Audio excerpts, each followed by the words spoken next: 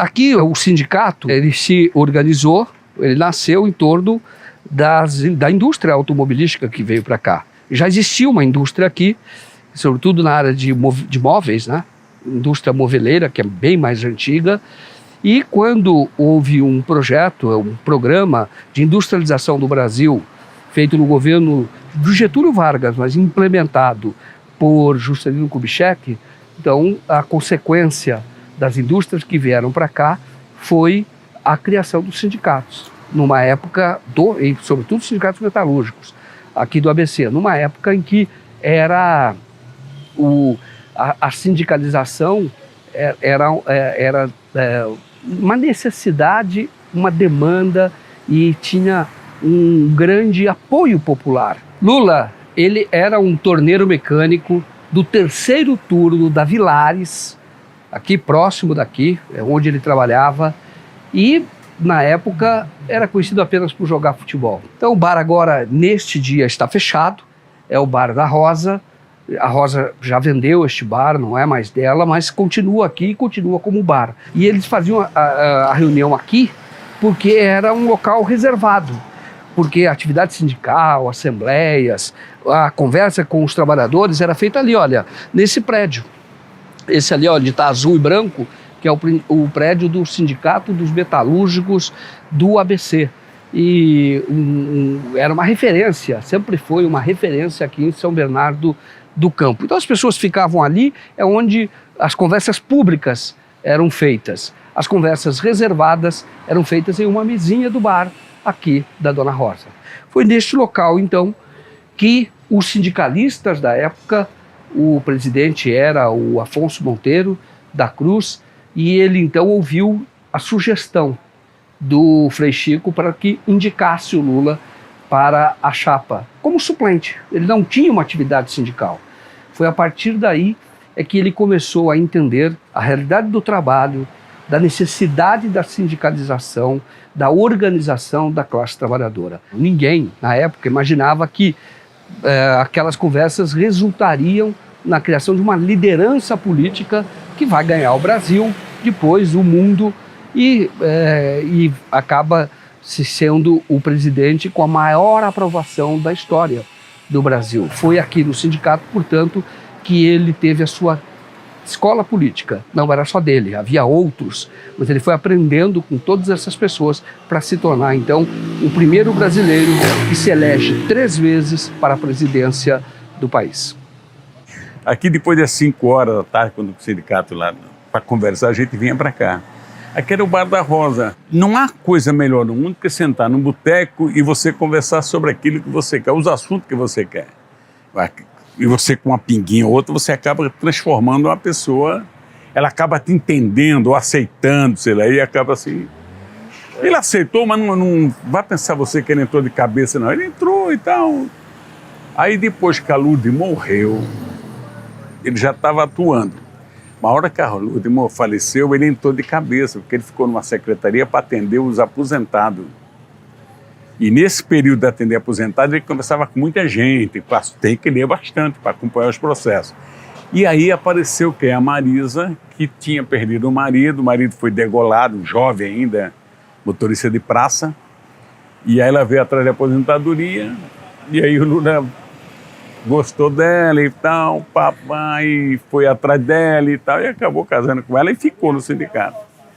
Agora o Lula é aquela história, né? Depois disso aqui, que ele começou isso aqui, ele começou a gostar e ver como funcionava, ele lia muito, cara. Ele não era o cara de ficar só no boteco, nada disso, pegava documento de congresso, ele lia as teses, como é que era, quem era, ele começou a descobrir como é que funcionavam as coisas.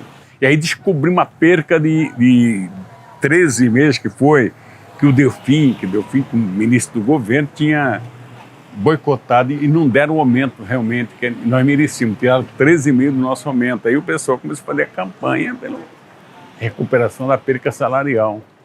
Que legal, e o Lula trabalhava na Villares, né? Na Villares. Era terceiro turno que ele trabalhava na época? Não? À noite. Hã? À noite. Ficava a noite inteira lá? Hã? E ele tinha perdido o dedo já? Não tinha, né? Já, porque ele perdeu o dedo e ele era de menor. Ele perdeu o dedo, ele tinha 17 anos. Eu que fui representar ele no INSS com ele, para ele receber lá a indenização, porque naquele tempo não tinha indenização por perca de... Tinha um valor X, dedo era tanto, essa coisa. A indenização do INSS era por peça perdida do corpo. Você sempre se deu bem com ele? Nunca tivemos motivo para ter briga. Além do meu irmão, a gente nunca brigou. Minha mãe não tinha ódio de ninguém. Nem do meu pai, como grande filha, ela não tinha ódio. Mas ela tinha raiva, logicamente, mas não tinha ódio. E o Lula puxou muito a ela, assim, nas coisas. O Lula puxou muito a ela na paciência, cara. É mesmo? O Lula tem hora que ele desabafa, assim, com a gente, pinga, xinga pra caraca os caras, mas no cotidiano ele tolera a divergência, tolera os caras. Imagina, 65, 66, era prisão para diabo, era perseguição política. Fora o que nós sabíamos, mas havia muita repressão que a gente não sabia de nada, ficava sabendo pelos vizinhos, O grande drama nosso no Brasil hoje é a ignorância sobre o que é sindicato. O sindicato é nada mais nada menos do que o porta-voz dos caras que não tem voz perante o patrão. Não tem voz mesmo, não tem direito porra nenhuma. E aí a campanha de difamação do movimento sindical foi muito violenta. Então hoje a classe operária é muito diferente da classe operária do nosso tempo. Ela mudou muito. Lógico que ela continua mais explorada ainda, porque ela vive na ilusão de que ela pode. Ele só tem a mão de obra para vender, pô. Ele não entende isso. E para ele vender essa mão de obra tem que ter um representante dele. Como é que você pode chegar numa empresa, pedir um emprego e achar que está falando de teto a teto? Você está falando como inferior, caraca. Nós estamos num processo hoje tão ridículo que o cara dá um emprego, está achando que está fazendo um puta favor de dar emprego pro cara. Você já militava? Quando o Lula foi convidado para o sindicato, ele fazia parte do grupo que estava para entrar no sindicato. Você entrou junto com o Lula? Não, na mesma época? Na mesma chapa? Entrou na segunda chapa. O Bar da Rosa fica do outro lado aqui desta rua.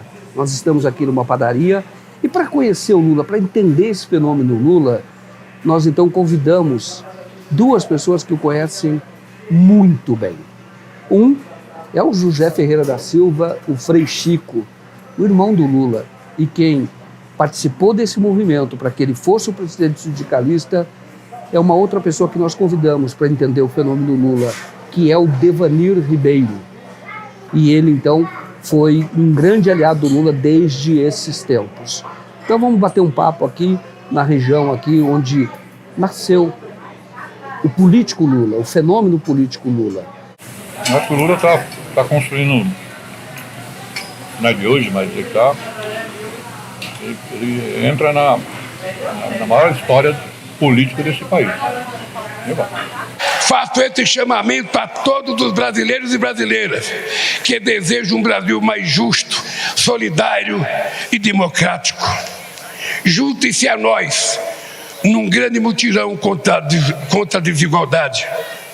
Quero terminar pedindo a cada um e a cada uma de vocês que a alegria de hoje seja a matéria-prima da luta de amanhã e de todos os dias que virão.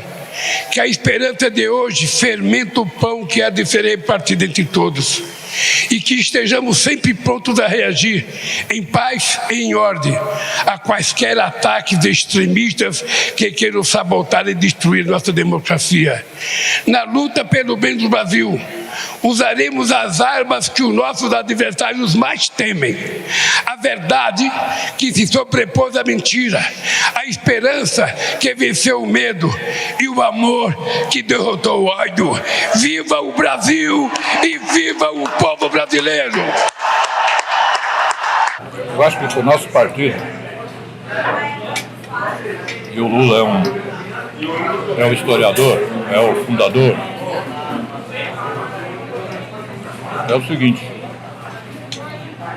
historicamente, o PT tem uma história muito profunda. Nós somos o primeiro partido que elegeu uma nordestina prefeita da maior capital desse país. Depois nós elegemos o primeiro metalúrgico operário nordestino para presidente da República. Tudo que aconteceu a prisão e tal, Lula venceu, agora ganhou nessas eleições no terceiro mandato, depois de 20 anos. Foi 2002, agora 2022. E foi também o primeiro partido que elegeu uma mulher para a presidência da República. Não teve outro. Então, mas tudo isso tem uma história com o Lula. Quem escolheu a candidata? Ouvimos muita gente, né? Ouviu? Conversou com muitas pessoas. Mas elegeu e foi reeleito. A única coisa que eu posso falar é que nesse processo todo, o Lula sempre esteve no comando. A partir de 74, quando ele entrou na chapa como presidente de 75, e lá para cá, São Bernardo não fez nada que o Lula não tivesse no comando. Nada. Estou mentindo? O Lula, além disso aqui ser o Prechico tem essa concepção também endossa, que nós somos aqui uma escola política. Nós aqui, além da questão trabalhista, sindical, fundamos uma central única, fundamos um partido primeiro, depois fundamos uma central, fundamos uma central de movimentos populares, criamos todas essas coisas, mas sempre na cabeça o Lula era o que conduzia. Nós trabalhávamos, mas chegava assim, quando nós íamos num comício, qualquer coisa, qualquer assembleia, eu entrava pelo meio, o outro entrava por ali e tal, chegava no palanque, ele perguntava o que o povo está pensando.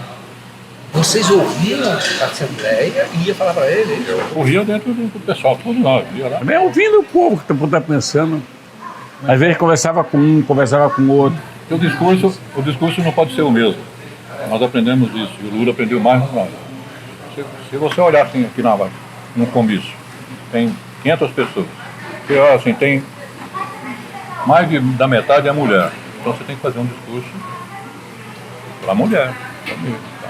Se você vê só a almaiada, se você vê só a juventude, você tem que ter um discurso para a juventude. Você não pode fazer o mesmo discurso que você faz para um comunista, fazer ele para um Zé Mané que não é de política, não é de nada. Senão ele não vai entender. Nós sabemos que os governadores querem discutir uma série de coisas que muitas vezes parece que nós não queremos discutir, mas nós temos que discutir. A questão do ICMS é uma coisa que está na cabeça de vocês desde que foi aprovado pelo Congresso Nacional, e é uma coisa que nós vamos ter que discutir. Nós podemos acertar, nós podemos dizer que não pode ou que pode, mas a gente não vai deixar de discutir nenhum assunto com vocês. E aqui no sindicato nós fizemos o seguinte, aqui, quando nós construímos isso aqui, o Lula foi eleito, então nós vamos fazer aqui, vamos fazer o carnaval aqui. Aí tinha carnaval. O pessoal vê, aí trazia a mulher, os filhos, o cara tinha que trabalhar à noite, mas nós tomava conta. A guarda, a segurança era nós, diretores, não tinha contratado, era nós que...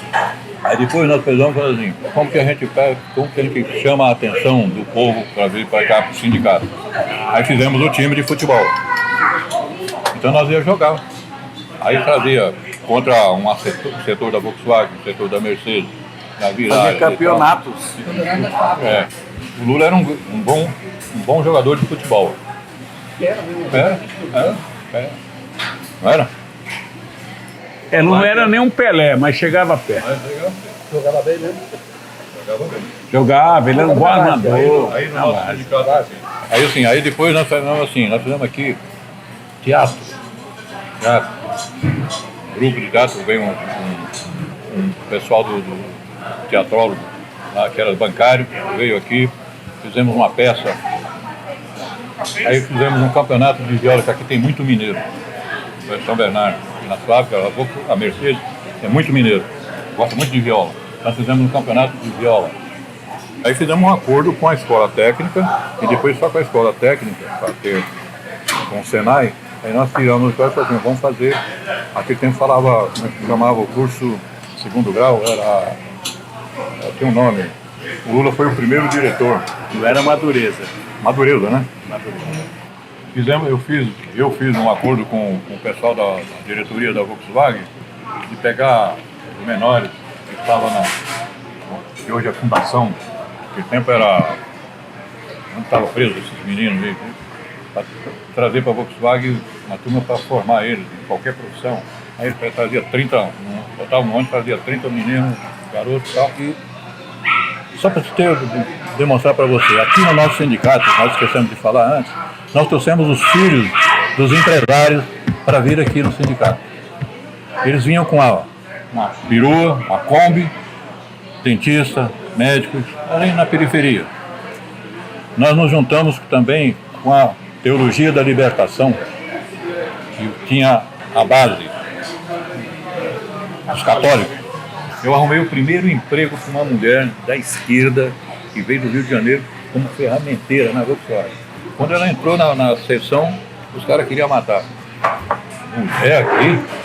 Mulher? Ferramenteira. E ela foi boa, né? Foi, era política, né? Ela estava lá para fazer política. Né? E entrava, só para ajudar, até padres europeus formados na esquerda vieram para cá. Para trabalhar com... Trabalhar com metalúrgico. Nós tínhamos uma vantagem que nós, aparentemente, no primeiro momento era vantagem, assim, você tinha na tal fábrica, você tinha lá, a gente chamava homens de confiança. Homens de confiança. Então, homens de confiança é o quê?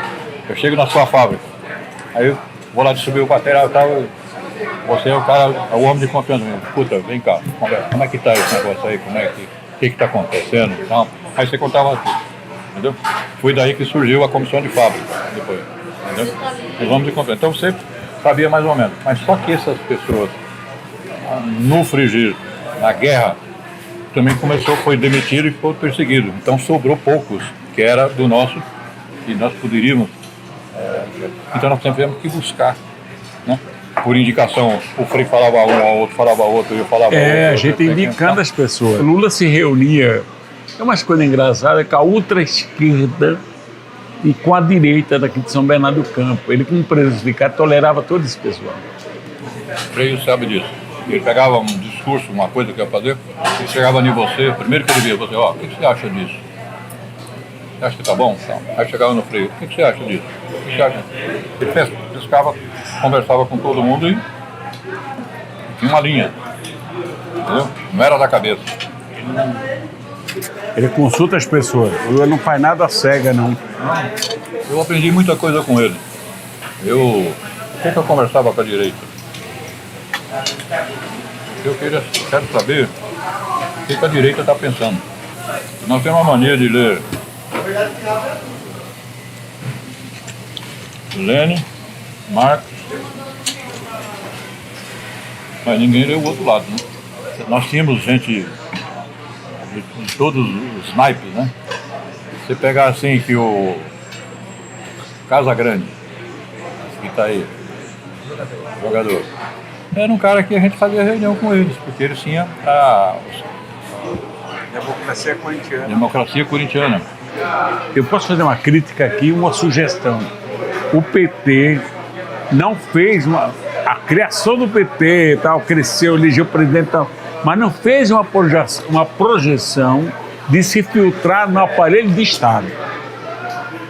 Isso era fundamental. Promotor público, procurador, juiz, delegado de polícia, advogado, em todo lugar tinha que ter petista. Mas para ter esse petista, ele tem que ter uma formação ideológica. E o PT não tem formação ideológica. Nós cometemos um grande erro. Um dos maiores erros que nós cometemos foi de fechar o Instituto Cajamar. Mas eu quero chegar lá, pô. Puta estupidez, cara. E quem que saiu do Instituto Cajamar que pudesse ser exemplo? Olívio Dutra fez curso lá. O menino lá foi deputado comigo do Rio de Janeiro, foi prefeito de Bittar. Jorge Bittar. Não, lá do Rio de Janeiro. Do Rio de Janeiro, é o Bittar do Rio de Janeiro. O Bittar também fez curso aí. O Bittar também fez curso aí. Não, nós tínhamos muita gente fez várias curso. pessoas. Elegemos vários prefeitos em vários lugares. Muita gente. O cara que ia ser candidato a prefeito passava por aí? Passava, tinha curso. Cara, era uma escola. Sabe quem deu a ideia de fazer esse instituto? Paulo Freire. Perseu Abramo foi um cara também que ajudou muito. E vários outros companheiros. Agora, nós elegemos vários prefeitos em vários estados, em vários lugares, tudo formado por ali. é impossível, depois do golpe de 64, aí vem a ditadura, depois vem a queda, vem a Constituinte de 86, você não ter dado uma direção nacionalista, democrática aos militares, cara. Os caras continuando estudando na escola americana, de intervenção, de guerra, caralho, não, do anticomunismo. É complicado. Essa é a nossa teoria. Não sei se vocês têm capacidade, você que faz investigação, tenta pegar o currículo da formação militar brasileira. O Brasil não tinha mais fome quando eu deixei a presidência da República. E hoje tem 33 milhões de pessoas passando fome. Eu voltei a ser presidente do Brasil não apenas com o intuito de ajudar a resolver o problema do povo brasileiro. Eu voltei a presidente da República porque acredito no multilateralismo. E quero fortalecer o Mercosul. Quero fortalecer a Unasul. Quero fortalecer a CELAC. E quero brigar, presidente, por uma nova governança mundial. Quando você conheceu o Lula, 3 anos mais novo que você imaginava que ele chegaria tão longe? Não. Eu só fui imaginar que o Lula podia chegar longe quando ele foi na greve de 79 e 80, porque aí ele pegou a liderança mundial.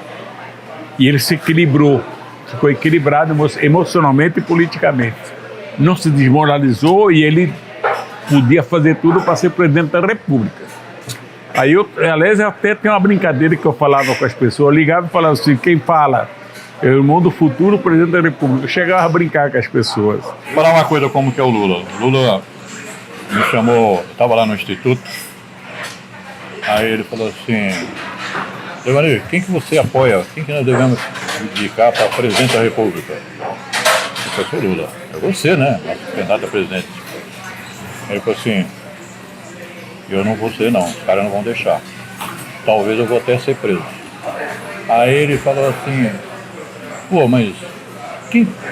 Dá um nome aí. Eu falei assim, olha, Jacques Wagner. Olha, faz tempo que eu não converso com o Jacques Wagner, não sei. Ele pegou e mandou a secretária para ligar para o Jacques Wagner. Calhou de pegar o Jacques Wagner. Ele falou, não dá, porque o pessoal está querendo que eu seja candidato a deputado, senador, tal, para puxar a legenda. Tá? Eu falei, o Valdir Devanir está indicando você. Eu falei assim, olha, Lula, não estou indicando, estou falando, você está... Aí passou mais uns dias, encontramos outra vez. O Lula tem isso aí, ele perguntou outra vez, escuta, por que você me falou aquele negócio? Eu falei assim, porque olha, nós temos, se era o Nordeste que nós estamos bem, vamos mudar o café com leite. Vamos pegar a cabeça no Norte, no Nordeste, e o segundo nome embaixo. Que lá nós temos a Bahia, nós temos o Rio Grande do Norte, nós temos o Ceará, nós temos várias coisas. Tinha o PCdoB no Maranhão. Então, sei lá que nós estamos bem, mais votados, então. Aí outro dia saiu lá falando, porque o Lula falou com coisa e tal. Foi desse jeito a conversa. Aí depois o Lula foi preso. Aí me chamaram para um almoço. Aí eu fiquei desconfiado. Aqui em São Paulo, eu falei assim, sabe que eu vou, sabe que eu não vou? Então, assim, conversei com a minha mulher, falei assim, vai dar. Vai ver, cara. Aí chegou lá, o cara falou assim, é o seguinte, quero dizer para você, você nunca pediu nada para nós, não me deve nada, não devo nada para você também, mas nós devemos muito para o presidente da República e gostaria que você falasse isso para ele. Isso agora? Não, lá atrás. Aí eu falei assim, mas por quê? Ele falou assim, olha, a minha empresa, nós tínhamos 60 mil funcionários quando o Lula foi eleito. Hoje nós estamos com mais de 100 mil. Então assim, o banqueiro ganhou dinheiro, nós ganhamos dinheiro, todos os empresários ganharam dinheiro, mas os trabalhadores também sobreviveram. Então, separou, deu um pouco para cada um. Então, essa é a governabilidade, por isso que nós queremos agradecer. Mas por que vocês não reúnem, não vai lá falar com ele? Eu falei assim, não, falar isso direto com o presidente, não vamos falar. Mas por falar que você é amigo dele. Você é amigo dele, você pode falar com ele. Aí esse coronel, general, sei lá, falou assim, o senhor não conhecia o senhor, mas o senhor é deputado, né? O senhor é... Você falou com o almirante, não? Ele estava lá. Aí ele... Prendendo esse cara. Aí ele pegou e falou para mim, olha, como você é amigo do presidente, vou falar uma coisa, fala para o presidente tomar muito cuidado com os militares. E deixa eu perguntar para você, o Lula que vocês conheceram na presidência era muito diferente, era muito diferente do Lula que vocês, com quem vocês viveram no sindicato? Há uma diferença grande, pelo seguinte, você, como presidente da República, você tem um governo nacional, o país é um continente. Você tem que toda hora estar conversando com deputado estadual, federal, senador, governador, prefeito, tal, empresário. Então você não tem nem tempo. De vez em quando a gente ia no gabinete para tomar uma cachaçinha. Convidava, a gente ia lá, uma meia dúzia de companheiros para a gente jogar a conversa fora, para poder descansar um pouco a cabeça. Agora, ele sempre foi um cara muito acessível, isso não mudou nunca. Nunca mudou. Ele ouvia o bilionário e ouvia o mendigo. Ele vinha todo ano aqui o Padre Júlio Lancelotti lá e fazia no Natal, eu moro vizinho do Lancelotti. Então o Lula nessa coisa ele não mudou de presidente, a forma dele. Agora é lógico que a responsabilidade não dá para o presidente da República estar entrando aqui nesse boteco e vamos jogar a conversa fora. E antes podia, né? A que se deve a eleição do Lula, a terceira eleição? Para quê? Como é que você... Por que uma pessoa, um brasileiro, foi eleito pela terceira vez, presidente da República, depois de estar preso? Depois de ser preso, depois de receber uma campanha contra ele pesadíssima. E ele chegou lá, de novo. Eu acho que aí, Joaquim, eu não tenho a competência de estudar isso, de dar uma resposta sobre isso. Essa competência tem que dar em cima de estudo o comportamento social da população. A população brasileira é muito carente de liderança, carente de... A maioria da população, porque nós temos uma população que domina, que é uma média de 10% da população brasileira, que acha dono de tudo. Os meios de comunicação, todos é deles. Mas a grande população que tem direito a voto, que ainda vai lá decretar seu voto, essa população viu no Lula uma salvação. O povo votou no Lula pela terceira vez em cima da postura dele de honestidade e sinceridade. O enfrentamento que ele teve com o Poder Judiciário quando ele provou que não devia porra nenhuma. O Joaquim, tem uma coisa muito séria no Brasil que vocês conhecem bem. A destruição de lideranças de massa, de políticos, foi muito séria e está sendo muito séria no mundo. E nós temos que combater isso, cara. Porque eu chamo você de ladrão e meto você ladrão, e fica por isso mesmo. Ninguém pune o cara que chamou, ninguém pune nada. O crescimento do PIB será repartido entre a sociedade brasileira.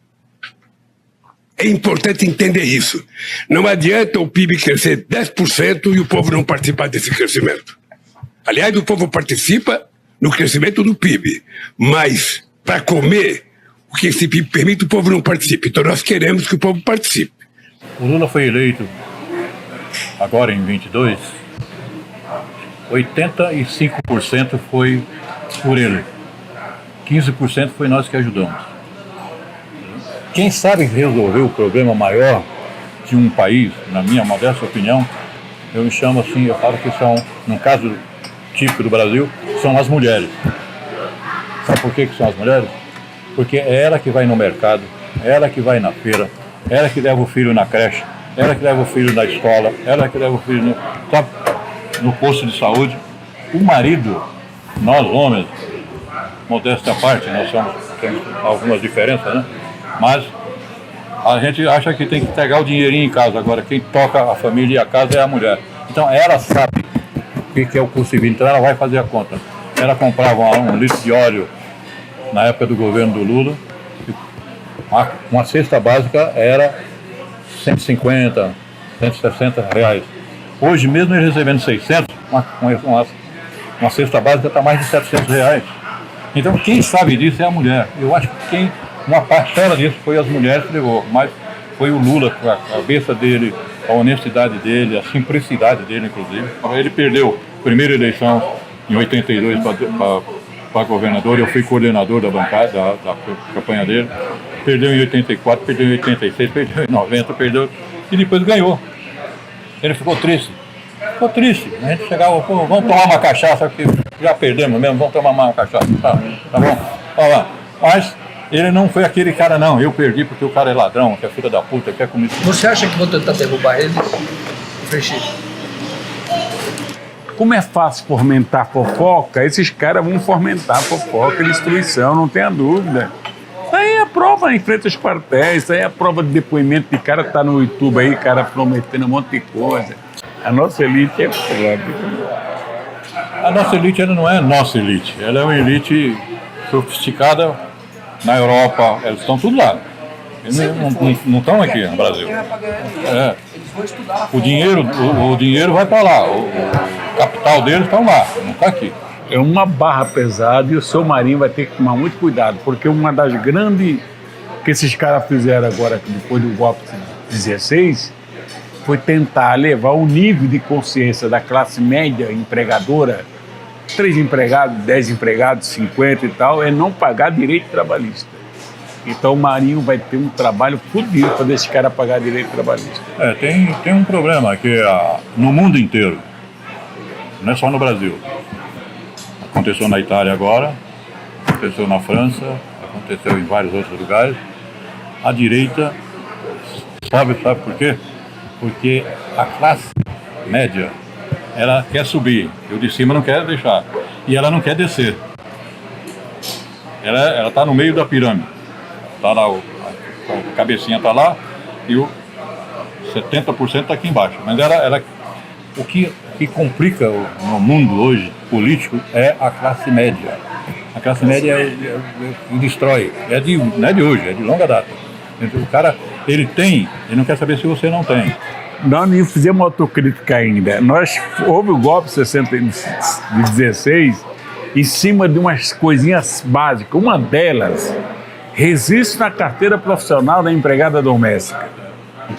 Os bilionários brasileiro, ele dá uma risada quando fala de imposto de renda. Porque ele não paga imposto de renda sobre lucro. Nem é isso, ele dá risada, pô. Se você. E a classe média foi em cima da empregada doméstica, de direito trabalhista. Tem cara que tem 100 empregados, outro tem 50, outro daí. Porra, agora não tem que pagar esses vagabundos mais. É assim que eles falam. As pessoas não são peão de fábrica porque escolheram, é porque não tem profissão. Se tivesse, eles não seriam peão de fábrica. As pessoas estão catando material reciclável porque não tiveram chance de estudar para ser outra coisa. Então, o que nós temos é que atender essa aspiração da sociedade. Uma aspiração de uma sociedade evoluída. A dormir razoavelmente bem. Você acha que alguém tem a aspiração de dormir num quartinho de 2x2, onde ali se cozinha, ali se faz a sua... É lógico que nós temos que conversar com o povo. O povo já acreditou votando. Agora nós temos que dar a demonstração. Mas também não podemos esquecer que o cara que está saindo é um mau elemento. Já foi mau elemento lá atrás, no próprio exército onde ele trabalhava, né? Mas, igual ele, tem muitos. Eu sonho com uma nação futura, daqui a 100, 200 anos, um país com certa autonomia de desenvolvimento. E o Lula faz parte desse projeto.